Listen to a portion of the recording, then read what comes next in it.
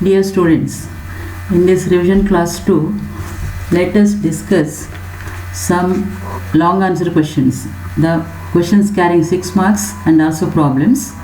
I have listed these questions, or I have taken these questions from the question papers of previous years. First question is, with elements A, B and C forming a radioactive series, derive an expression for the number of atoms of B. 6 marks question it is. Whenever a radioactive element decays, it obeys the decay law. It is n is equal to n naught e power minus lambda t, lambda decay constant. Then rate of disintegration is dn by dt. It's given by lambda n, also called as activity. N, the number of atoms present in the parent element at the given instant. Here we have the element A decays into B, then B decays into C, where C is the stable one. Lambda 1, lambda 2 decay constants of AB. N1, N2 number of atoms present in A and B at the instant t. The parent A decays. Its rate of decay is n1 by dt given by lambda 1 n1. When parent A decays, lambda 1 n1 number of atoms, they enter into B. That B is formed. Now B decays. The amount of atoms leaving B, coming from B, lambda to n2. So that number of atoms remaining in B is lambda 1 n1 minus lambda 2 n2. This is nothing but rate of decay of B, dn2 by dt. So from the equation, by simplifying the equation, dn2 by dt equal to lambda 1 n1 minus lambda 2 n2, you have to arrive at the expression n2, that is number of atoms present in B at the instant t, and that expression is n0 into lambda 1 divided by lambda 2 minus lambda 1 into e to the power minus lambda 1 t minus e power minus lambda 2 t. You have to arrive this expression. This is the first answer for the first question. Second one is, explain beta ray spectra. Which are the paradoxes of beta ray spectra? Explain these paradoxes on the basis of Pauli's Neutrino hypothesis. Beta ray spectra, it is a continuous spectrum. The energy ranging from 0 to maximum.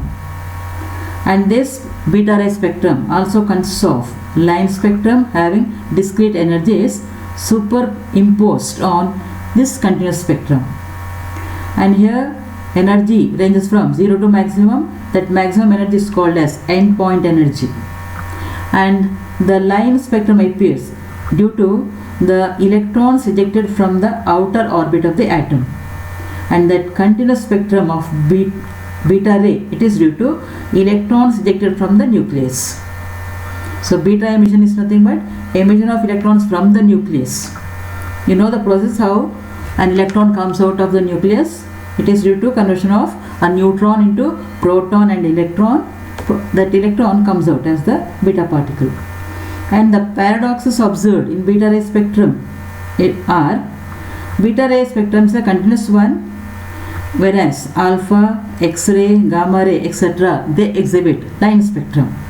This is the difference between beta ray spectrum and the other spectrum. Beta ray spectrum is the continuous one.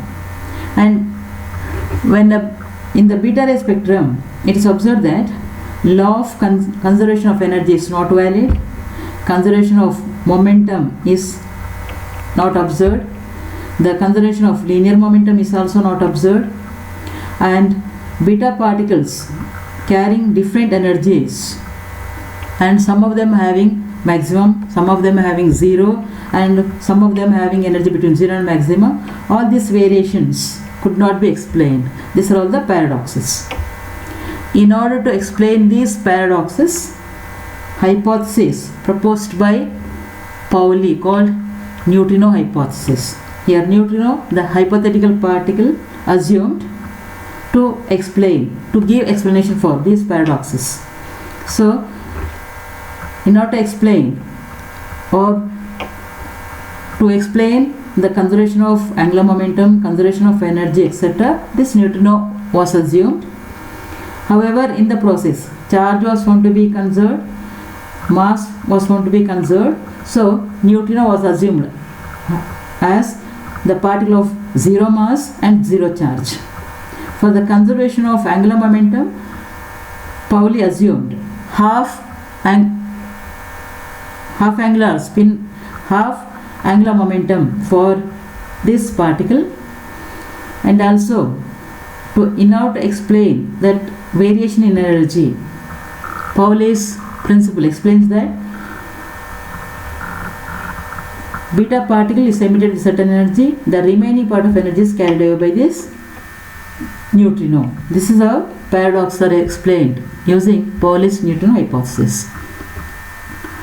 Then semi-empirical mass formula for nuclear mass. This semi-empirical formula, it is the expression for the mass of the nucleus, and we know that mass of the nucleus is always less than mass of the nucleons. So that difference in mass, that is difference in the mass of nucleons minus mass of the nucleus, this is called mass defect. And here expression for binding energy is obtained using that expression for mass formula. Their binding energy contributions are considered, different contributions for binding energy: volume energy, surface energy, Coulomb energy, asymmetry energy, and pairing energy. All these things are taken into consideration. All those energies are added together. Then finally we arrive at the expression for binding energy as Zmp plus A minus Zmn minus m into c square. Here m is the mass of the nucleus. So from this mass expression is obtained. It is semi-empirical mass formula. Then alpha particle scattering formula, their expression for impact parameters assumed, and also the dependence of this number of particles scattered with certain angle on the different factors. These things you have to discuss. Whenever an alpha particle approaches a nucleus, alpha particle positive charged, nucleus also positive charged, force of repulsion between them, so that approaching alpha particle always gets scattered in a hyperbolic path from the nucleus. Path of the scattered alpha particle is hyperbola.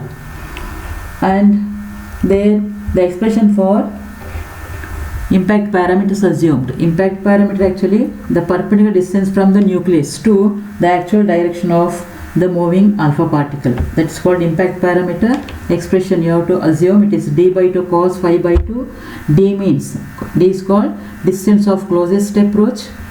Phi the angle with which the alpha particle gets scattered. And the distance of closest approach, the formula is we obtain this one using the expression for kinetic energy and potential energy. Whenever the alpha particle approaches the nucleus, its kinetic energy so slowly gets converted into potential. So by equating that, we get the expression for D as 1 by 4 pi epsilon naught 2z e square by k. There 1 by 4 pi epsilon naught constant, 9 into 10 power 9. And finally you have to arrive at the equation n phi. It is capital N into small n t z square e power 4 whole divided by 8 pi epsilon naught whole square k square r square sine to the power 4 5 by 2. There are two parts actually. One is you have to get the expression for number of alpha particles scattered, and another one is the scattered alpha particle received by a screen. Equating them, we get the final expression. It's a very important question. Better to go through it. Next one is Q value of a nuclear reaction. Also expression for threshold energy. So here Q value of a nuclear reaction is nothing but the amount of energy released whenever a target nucleus is bombarded with a projectile. The equation is x plus a giving rise to y plus b. General equation: x target nucleus, a bombarding particle, y the product nucleus, b the outgoing particle or ejectile. And here we balance the equation, balance the reaction by applying the conservation of energy. Energy, it is kinetic energy plus the rest mass energy. So consider the kinetic energy and rest mass energy of all the particles: target nucleus, bombarding particle, product nucleus and the outgoing particle. Here this target nucleus is assumed to be at rest, so its kinetic energy is 0. Then if you write the expression for total energy, the expression comes out as mx c square plus ms c square plus ea, e suffix a. A is kinetic energy of the bombarding particle. That should be equal to that of the products, that is myc square plus ey plus mbc square plus eb. From this, q value of the reaction is either ey plus eb minus ea or mx plus ma minus my plus mb whole into c square. Next is threshold energy. Using this q value of reaction, you have to arrive at threshold energy given by q into 1 plus ma by mx. It's also a very important question, repeatedly asked in the previous examinations. Next is describe the working of a GM tube with the necessary diagram. GM tube, a metal tube of almost length 10 cm and diameter about 2 cm. It's a GM tube. GM is Geiger-Müller tube. It is filled with the gas, this argon 90% and trace of ethyl alcohol 10%. A tungsten wire stretched along the length of the tube connected to the positive terminal of a battery, and this tungsten acts like the anode. The body of the GM tube connected to the negative terminal of the battery acts like the cathode. Radiation enters, ionization takes place. Ions, positive and negative, positive ions and electrons, they move towards the respective electrodes. That produces current and a voltage plus pulse is produced. It is amplified, given to the counter. This is how number of particles entering the GM tube are counted. And here you have to write the diagram also. This is about working of GM tube. Next is describe with theory the working of a cyclotron. In a cyclotron, particles are accelerated. Cyclotron actually consists of the two semicircular shaped chambers. Semicircular shaped chambers called Ds. They are in the shape of the letter D. That's why we call the chambers are called Ds. And these Ds are connected to the two Ds. Ds are connected to the terminals of a radio frequency oscillator supplying alternating voltage. The particle to be accelerated is injected between the space between the two Ds. There the particle is made to move in a circular path of increasing radius. In every moment it gets accelerated, and the condition for resonance, it is nothing but the time with which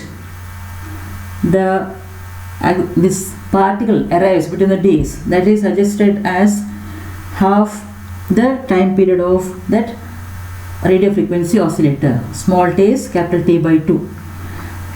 Means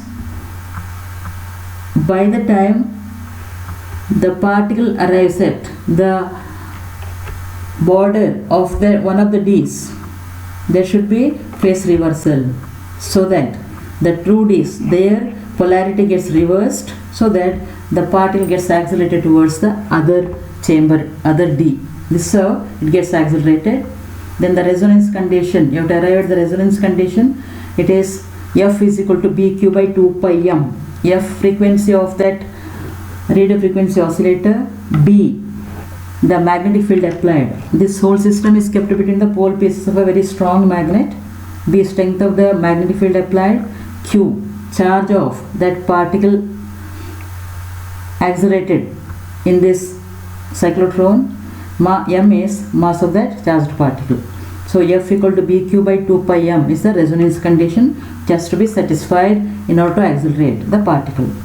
And final energy acquired by that accelerated particle is given by 2 pi square m F square R square.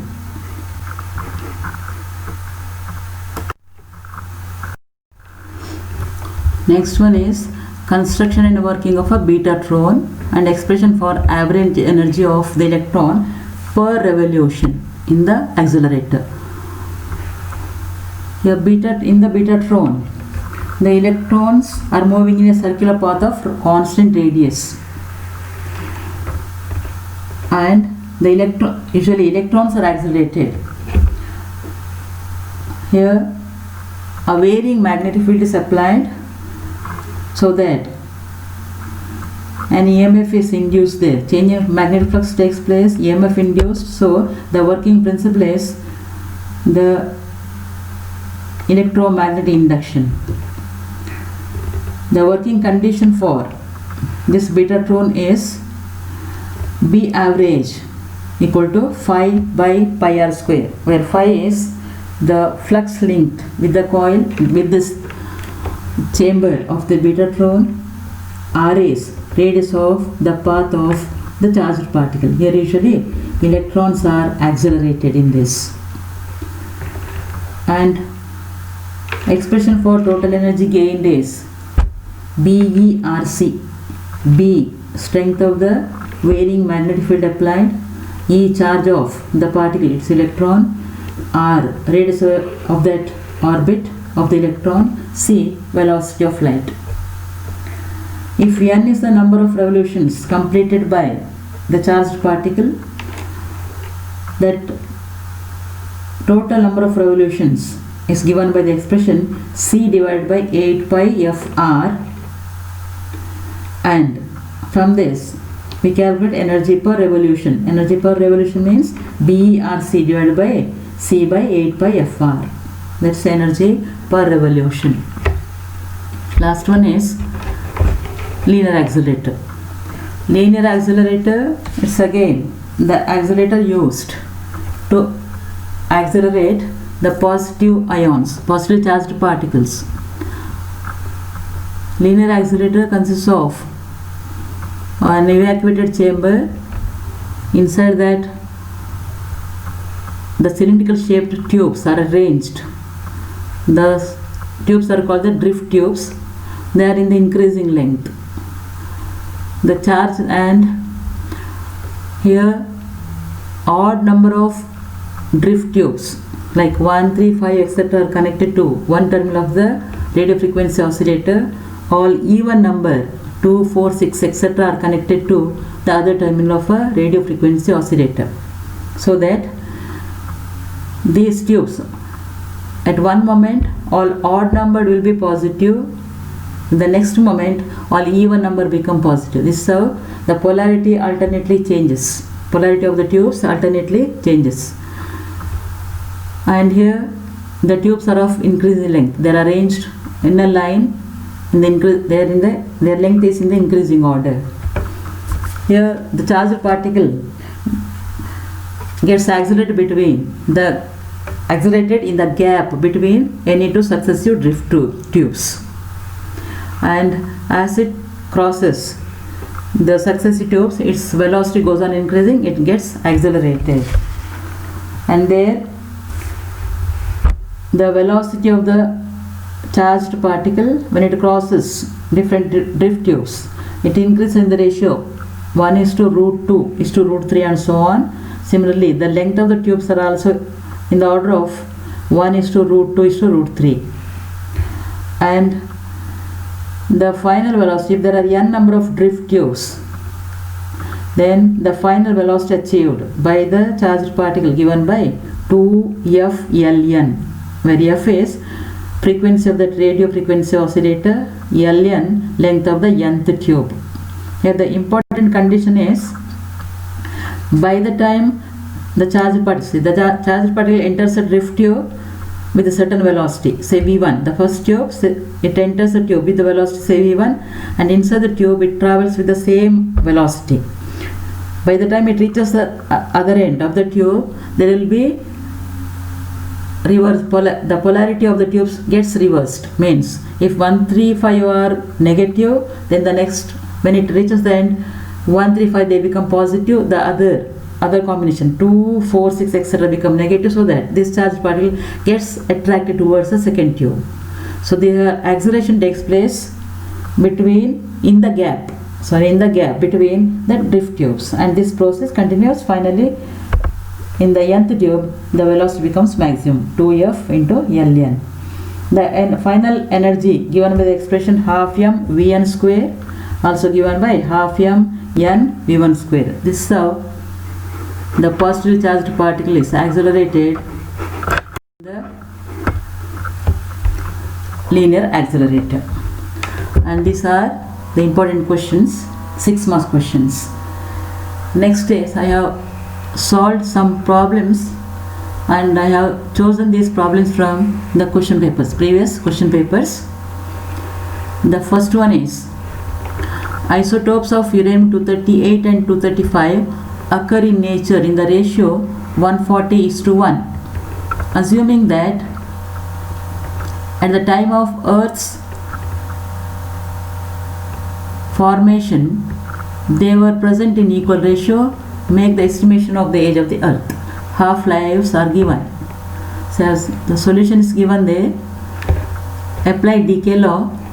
Decay law is n equal to n naught e to the power minus lambda t for both these elements, isotopes 238 and 235. So n1 is n naught e power minus lambda 1t. Similarly, n2 is n naught e power minus lambda 2t, and if you simplify, we get the expression for t as 2.303 log n1 by n2 by lambda 2 minus lambda 1. This problem we are solved in the regular class also. The same problem it is. Calculate lambda 1, lambda 2. Formula is lambda is given by 0.693 divided by t. Lambda decay constant, t is the half-life. You can keep the half-life in years only, so that you get decay constant in terms of disintegration per year. Finally, t value will be in years. Next one is, an alpha particle of energy 5 MeV is scattered through 180 degree by fixed uranium nucleus. Calculate the distance of closest approach. Kinetic energy is given in MeV. You have to convert into joule. That's very important. Pi is given 180. Distance of closest approach. Formula, you should know the formula. Substitute and simplify. You get the distance d. That's the distance of closest approach. Next one is, calculate the alpha particle potential barrier in case of polonium-212. Again, direct, if you know the formula, direct substitution and simplification. Here we are the potential between alpha particle and polonium. Potential means potential energy. Potential barrier, potential energy. Potential energy expression is 1 by 4 pi epsilon naught into product of the charges. 2e, charge of the alpha particle, z minus 2 into e, that of the Z is atomic number of polonium. So nucleus, its charge is given by z minus 2, because from there one alpha particle is removed from the nucleus, so its atomic number becomes z minus 2. That's why it is z minus 2 there. Simplify and convert into EV. In the substitution, in the denominator 1.6 into 10 power minus 19 is to convert joule into EV. That's all. Next one is, with Dempster's mass spectrograph in an experiment, singly charged ions accelerated by potential 1 keV enter a uniform magnetic field of 0.1 Tesla. Radius of the circular path is 0.23 meter. Find the speed of the ion and its mass number. V, the voltage potential between the plates, 1 kV, 10 power 3 eV. B is given, R is given. Also direct substitution. V equal to 2V by BR. Velocity is 2V by BR. Substitute and simplify.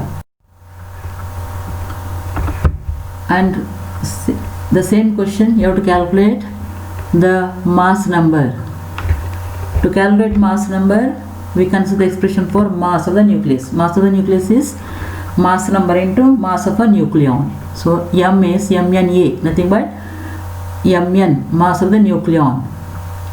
Mass of the nucleon, that of the proton, it is taken as 1.67 into 10 power minus 27. Mass of the proton, 1 AMU. 1 AMU is 1.67 into 10 to the power minus 27.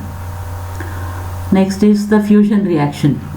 Two deuteron fuse together to form helium, releasing energy Q. Here efficiency is given 30% and the power consumed in 1 day you have to calculate at a rate of 15 megawatt. Deuterium mass is given. Mass of deuterium is given, that of helium is also given. Efficiency 30%, total time 1 day, 24 hours. Convert into seconds, that's very important. Time should be converted into seconds always. Power megawatt into watt or joule per second. So 15 into 10 power 6. First calculate the mass defect. Mass defect from the reaction. Mass defect is difference between the mass of 2 deuteron nuclei and 1 helium nucleus. That's mass defect. And convert that mass defect into energy.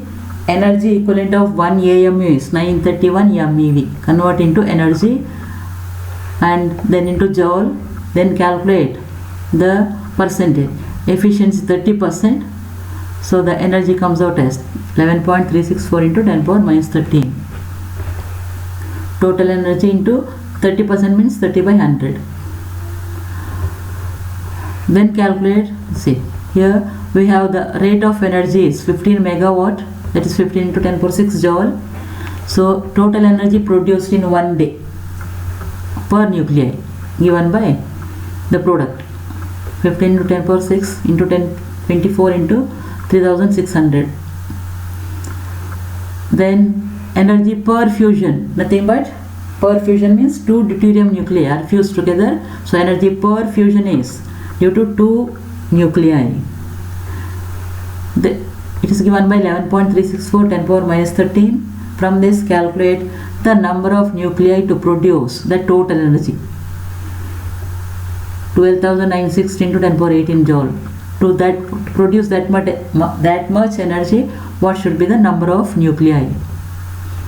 It is 2 into 12,960 into 10 power 8 by 11.364 into 10 power minus 13. Then so many number of nuclei should fuse together to give the total energy. Then this one is converted into mass. As usual, 2 grams of deuterium contain Avogadro's number. What's the mass corresponding to those many nuclei? 2.2 into 10 power 24. Simplify, get the answer. Then calculate the threshold energy required to initiate the reaction. The reaction is given. You have to calculate the threshold energy. Rest masses are all given. Write the reaction. Find the mass defect. Convert mass defect into energy. That's very important. Remember, 1 AMU energy equivalent is always 931 MeV. So that if you get mass in AMU, directly you can convert that one into energy by multiplying that mass defect by 931. Then formula for threshold energy. It's known. Simplify, you get the answer. Next, average energy gained per revolution by electrons in a beta Trone. They move in a circular orbit of radius 0.1 meter. Magnetic field strength is 1.5 Tesla. Frequency of the oscillator is given 50 Hz. So it is simple one. Direct energy, total energy is BERC. Then number of revolutions, you should remember the formula, C by 8 pi RF, then E by N. Calculate E, calculate N, E by N. Then cyclotron problem related to cyclotron. Radius is given, applied magnetic field strength is given, maximum energy of the protons you have to calculate. Mass of proton is 1 AMU. Here also the formula half Q square B square R square by M. Substitute. You should remember the formula, that's all. Then substitute. Here energy is converted into EV by dividing the energy in joules by 1.6 into 10 power minus 19. Next is calculate the radioactivity in Curie. Activity in Curie of 1 gram of strontium having half-life 28 years. Avogadro's number is given. See, such problems we are solved in the class. Activity is given by lambda n. One formula is A equal to lambda n activity A. It is lambda into n. Lambda is 0.693 by T. Calculate lambda. Substitute T in seconds. You have to convert T into seconds. That's very important. Don't keep T in years. It should be in seconds. Calculate lambda. Then 1 gram of the element is given. Calculate the number of atoms, radioactive atoms present in 1 gram. As usual, the method is 90 gram contains Avogadro's number. What's the number in 1 gram? Calculate the number. Then activity is lambda into n. This is how activity is calculated. Then radiocarbon dating. Again the activity formula A equal to lambda n, and also AT is A naught e power minus lambda t. Directly the formula for T can be used. You have to estimate the age. The direct formula for T can be used. Last one more. The singly charged ions of mass 12 AMU and 14 AMU accelerated through a potential difference of 1000 volt enter uniform magnetic field 0.09 Tesla. What should be the distance between the two slits which collect these ions? Dempster's mass spectrograph. Problem related to that. Mass are given in AMU. Convert into kg. 1 AMU 1.67 10 power minus 27. Voltage is given. Formula there. The theory is the particles having different E by M, they follow paths of different radius. When potential V, potential difference between the plates, that's V and B are kept constant, particles of different E by M follow paths of different radius. So E by M proportional to 1 by R square. From this we calculate R square, substitute, get the value of R for the two ions separately, R1 and R2. R1 for the first ion of mass 12 AMU, R2 for 14 AMU. Calculate R1 R2. Difference between R1 and R2 gives the separation between the plates. Then the formula, the problem related to linear accelerator. Protons are accelerated. First drift tube length is given, velocity in the first tube. Velocity of the proton in the first tube is 4.5 into 10 power 6. Length of the first drift tube is given 1 meter. So you have to calculate the energy when the proton comes out of the fourth one. As per the theory, Vn is root n into V1. Here n is 4.